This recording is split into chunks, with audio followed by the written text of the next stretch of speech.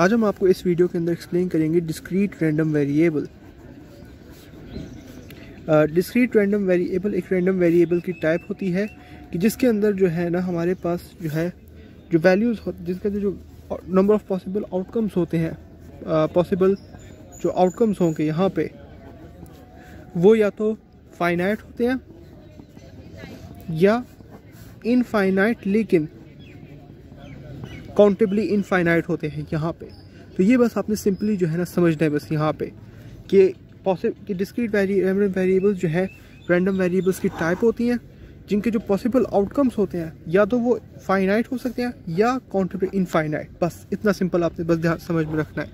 अब जो discrete variable है रैंडम वेरिएबल, अगर कोई भी आपके पास जो वेरिएबल होती है जैसे मान लीजिए एक्स, अगर वो एक डिस्क्रीट रैंडम वेरिएबल है तो जैसे ही आप उसको एक फंक्शन के अंदर पुट कर देंगे जैसे इधर, तो जो फंक्शन है ना वो बनेगा आपका प्रोबेबिलिटी डिस्ट्रीब्यूशन फंक्शन। यानी एक चीज़ आपको समझ आ रही है कि जब आप x की वैल्यू जो पुट करेंगे, अगर वो x जो है डिस्क्रीट वेरिएबल होगा, डिस्क्रीट रैंडम वेरिएबल, तो जैसे ही उसका फंक्शन के अंदर पुट करेंगे तो ये आपका बनेगा प्रोबेबिलिटी डिस्ट्रीब्यूशन फंक्शन। अब वैल्यूज हम कोई भी पुट कर सकते हैं, अगर x की वैल्यू कोई भी वैल्यू हम पुट कर सकते हैं। सवाल ये आता है कि कैसे साबित होगा कि x जो है डिस्क्रीट वेरिएबल। वो बहुत सिंपल है, अगर x को पुट करके जो है हमारा फंक्शन प्रोबेबिलिटी डिस्ट्रीब्यूशन फंक्शन बनता है ना, तो ये x साबित करता है कि x हमारा डिस्क्रीट वेरिएबल है।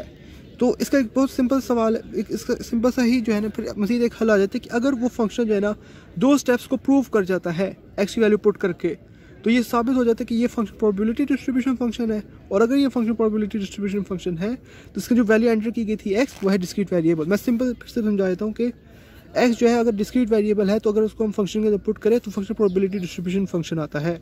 अगर ये फंक्शन जो है उन कंडीशन को साबित कर देता है तो ये कंफर्म हो जाता है कि प्रोबेबिलिटी डिस्ट्रीब्यूशन फंक्शन है। और ये चीज़ फिर ये साबित कर देती है कि जो हमारा x है ना वो हमारा है डिस्क्रीट वेरिएबल। अब वो क्या है कंडीशन, वो यहाँ पर मैं आपको दिखाता हूँ। पहला कंडीशन बहुत सिंपल है, x की कोई भी वैल्यू हम एंटर करें, xi, x1 हो सकता है, x2 हो सकता है, वैल्यू जो है उसकी कभी उसकी जो वैल्यू है ना वो ग्रेटर देन या इक्वल हो 0 से, यानी नेगेटिव जो वैल्यूज़ है ना वो किसी सूरत ना आए, तो वो ऐसे फंक्शन में कि जो है हम कहेंगे प्रोबेबिलिटी डिस्ट्रीब्यूशन फंक्शन का पहला हिस्सा है। जब ये चीज़ सेटिस्फाई हो जाती है फिर दूसरी चीज़ की तरफ मूव करते हैं, वो है सम। अगर इन तमाम फंक्शंस का मान लीजिए हम लोग सम ले लेते हैं यहाँ से, और वो सम आपका एग्जैक्ट 1 के इक्वल आ जाता है, तो मैं फिर से कहता हूँ कि ये दोनों कंडीशंस आपके साबित हो जाते हैं। ये चीज़ साबित करती है कि आपका फंक्शन प्रोबेबिलिटी डिस्ट्रीब्यूशन फंक्शन है, और यही फंक्शन जो प्रोबेबिलिटी डिस्ट्रीब्यूशन फंक्शन है बेसिकली साबित करती है कि जो x है ना वो एक डिस्क्रीट रैंडम वेरिएबल है। अब हम इसको एग्जाम्पल के थ्रू आपको समझाते हैं। अब हम आपको जो है यहाँ पे बेसिक फार्मूला समझाते हैं। बेसिक फार्मूला इसका ये है कि n x and maximum value of x। अब यहाँ पे जो मैंने किया है मैं आपको समझाता हूँ। सबसे पहले इसको मैं समझाना चाहूँगा एग्जाम्पल के थ्रू ताकि आपको समझ आए। हमें पता है कि एक कॉइन जो है हमारे पास, जैसे एक कॉइन है उसको 2 बार फेंका जाता है। अब उस कॉइन के जो है पॉसिबल आउटकम्स हो सकते हैं, वो होता है या तो हेड होता है या टेल होता है। एन जो रिप्रेजेंट करता है ना वो यहाँ पे है मैक्सिमम नंबर ऑफ आउटकम्स कितने हो सकते हैं। तो हम लोगों ने जो है एक मल्टीप्लिकेशन लॉस सीखा हुआ है कि उसके हिसाब से हमें बस number of trials number of outcomes कितने, क्योंकि अगर आउटकम्स सेम है, हमें पता है कि जब भी कॉइन को जितनी मतलब फेंका जाएगा 2 में से कोई एक ही आउटकम आएगा, हेड या टेल, उसके दरमियान में कोई जो है आउटकम नहीं होगा। तो नंबर ऑफ आउटकम को जो हमारे पास यहाँ पे बनता है हेड और टेल यानी 2, उसको जो है हमने पावर लेनी नंबर ऑफ ट्रायल्स, यानी से कितनी मतलब थ्रो किया गया है नंबर ऑफ ट्रायल्स। तो यहाँ पे हमारे केस में बनता है 2। इस तरह जो हमारी n की वैल्यू आ जाती है वो आ जाती है 4। ये एक चीज़ समझ आ गई हमें कि ये n रिप्रेजेंट कर टोटल नंबर ऑफ आउटकम्स को। जो इस तरह एक चीज़ हमें समझ आ गई कि जो n जो है रिप्रेजेंट करता है टोटल नंबर ऑफ आउटकम्स को। अब सवाल आता है मैक्सिमम ऑफ x का मतलब क्या है, इसलिए मैंने एग्जांपल का सहारा लिया ताकि आपको समझ आ सके। हमें पता है कि हम लोग जो है ना एक कॉइन को 2 टाइम्स फेंकते हैं यहाँ पे, तो क्या पॉसिबिलिटी होगी कि नंबर ऑफ हेड्स कितने हो सकते हैं। एक पॉसिबिलिटी ये हो सकती है कि 2 बार टेल्स आए तो हेड आया 0। एक पॉसिबिलिटी ये हो सकती है कि हेड एक बार आया यानी दूसरी बारी में, या पहली बारी में ही हेड आ जाता है।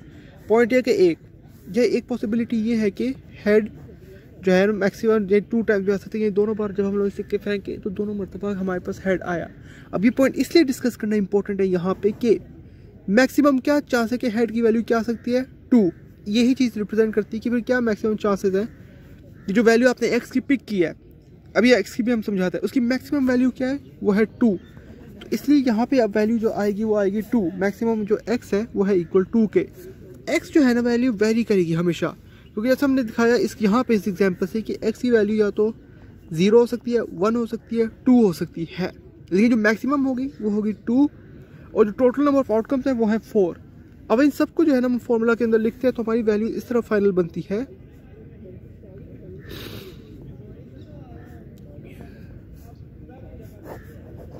इस तरह 4x और 2। अब एक अच्छा सवाल आता है यहाँ पे कि हमने अभी x को इसलिए छोड़ा है कि हमें पता है x की वैल्यू कुछ भी हो सकती है, 0, 1, 2।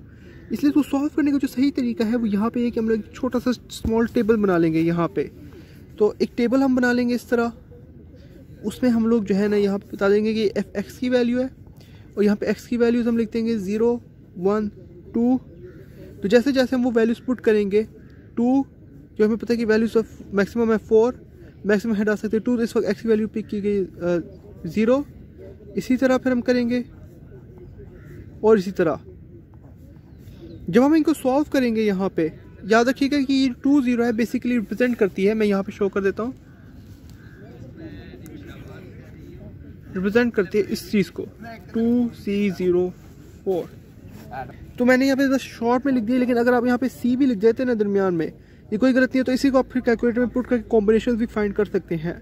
तो जो वैल्यूज जो हमारे पास आती है वो आती है 1/4, 2/4 और 1/4। अब हमें एक चीज़ कंफर्म है कि इनमें से कोई भी वैल्यू जो है नेगेटिव नहीं आ रही, सारी वैल्यूज पॉजिटिव हैं। तो एक कंडीशन सेटिस्फाई हो गई। जब इन सबको हम आपस में प्लस कर देंगे तो हमें पता है कि 1/4 + 2/4 + 1/4 बेसिकली इक्वल होता है 4, 1 + 2 + 1। बेसिकली इजी वर्ड्स में 4/4 जो करके 1। ये चीज़ ये शो करती है आपको दरअसल यहाँ पे कि ये हमारी प्रोबेबिलिटी डिस्ट्रीब्यूशन फंक्शन है, और जो x की वैल्यूज़ थी वो है हमारे पास डिस्क्रीट। तो ये है सिंपल सॉल्व करने का तरीका। उम्मीद करता हूँ कि आपको यहाँ पे कॉन्सेप्ट समझ आएगा डिस्क्रीट वेरिएबल का।